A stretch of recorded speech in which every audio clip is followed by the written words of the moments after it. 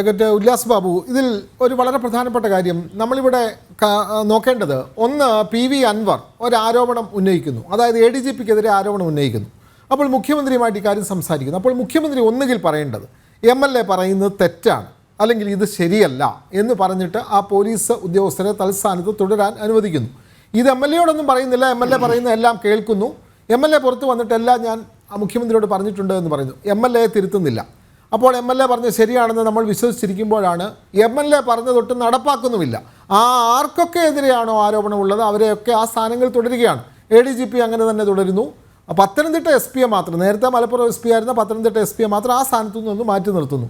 അല്ലാതെ ഒരു നടപടിയുമില്ല. എന്നിട്ട് പറയുകയാണ് ഇതെല്ലാം അന്വേഷണം നടക്കട്ടെ എന്ന് പറയുകയാണ്. അപ്പോൾ ഇതിലേതാണ് ശിവൻ, ഇതിലേതാണ് പാപി? അതിലെന്താ സംശയം? പാപി എന്ന് പറയപ്പെടുന്ന കേരളം ഭരിക്കുകയല്ലേ. പാബീൻ്റെ കൂടെ കൂടിയപ്പോൾ എല്ലാവരും പാപിയായി എന്നുള്ളത് മാത്രം ഒരു മാറ്റമുള്ളൂ. പാബീൻ്റെ കൂടെ ചേർന്ന് പാപങ്ങൾ ചെയ്യാൻ കഴിവുള്ള കുറച്ച് കൂട്ടത്തെ അദ്ദേഹം ചൂസ് ആൻഡ് പിക്ക് എന്ന് പറയും അതിനെ. അതായത് കേരളത്തിലെ വിവിധ മേഖലകളിൽ വിവിധ സംവിധാനങ്ങളിൽ ഇരിക്കുന്ന ആളുകളിൽ സകലവിധ പാപിത്തരങ്ങൾക്കും കൂട്ടു നിൽക്കുന്ന ആളുകളെ കയറ് കെട്ടി കൊണ്ടുവന്ന് ഒരു കുളത്തിനകത്ത് കെട്ടിയിട്ടിട്ട് കൃത്യമായിട്ട് പറഞ്ഞു അങ്ങോട്ട് കൈകാര്യം ചെയ്തോളാം. ഇതാണല്ലോ ഇതിൻ്റെ യാഥാർത്ഥ്യം. ഞാൻ ചോദിക്കട്ടെ, അൻവറിനെ പുറത്താക്കിയോ?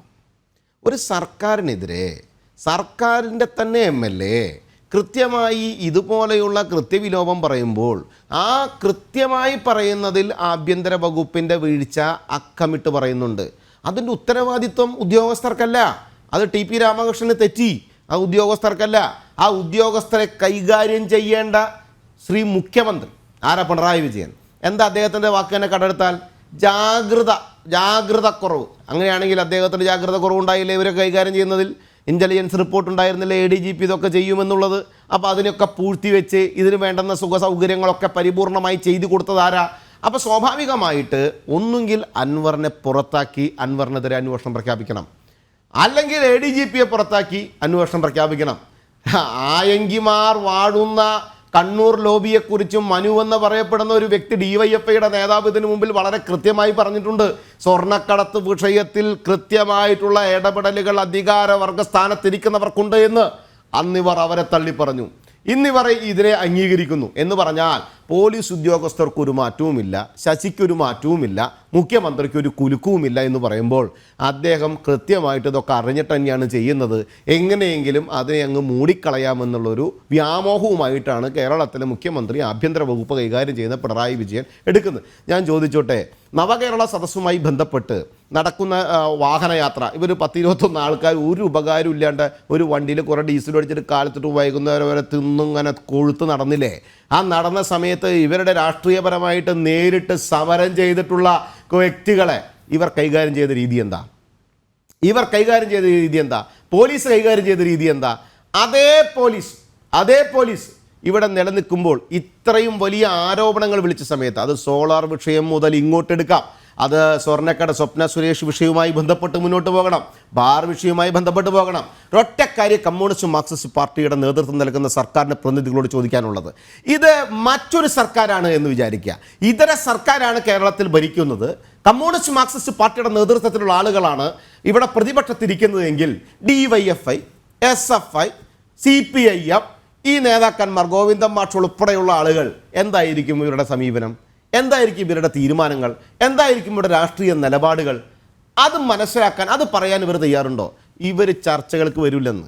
ഇവർ കുറേ കഴിഞ്ഞ് ഇനി ക്യാപ്സ്യൂൾ ഇറക്കും. ഗോവിന്ദൻ മാഷ് ക്യാപ്സ്യൂൾ ഇറക്കാൻ എടുക്കണാണല്ലോ, ന്യായീകരണവാദം ഇറക്കിയിട്ട് ഈ ചർച്ചയ്ക്ക് ഇറക്കിയ ബൽദേവ് ഓടിപ്പോയേ.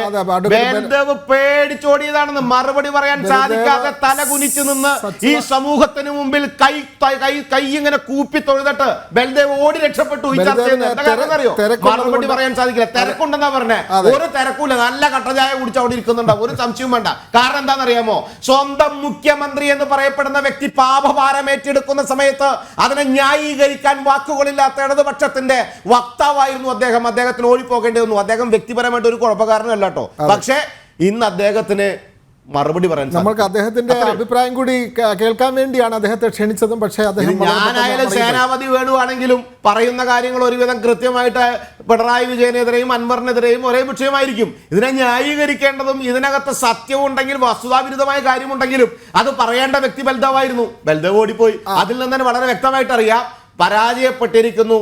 അൻവർ പറഞ്ഞത് സത്യമാണ്. മുഖ്യമന്ത്രിയുടെ ഉള്ളിൽ കള്ളത്തരമുണ്ട്. അജിത് കുമാർ കള്ളനാണ്. മറ്റ് പോലീസ് സംവിധാനങ്ങളിൽ കൃത്യമായിട്ടുള്ള കൃത്യവിലോപം നടത്തുന്ന നെക്സസ് ഉണ്ട് എന്നുള്ളത് യാഥാർത്ഥ്യമാണ്. സാധാരണക്കാർ അങ്ങനെ വിശ്വസിച്ച് പോകുന്ന സാഹചര്യമാണ് നിലവിലുള്ളത്.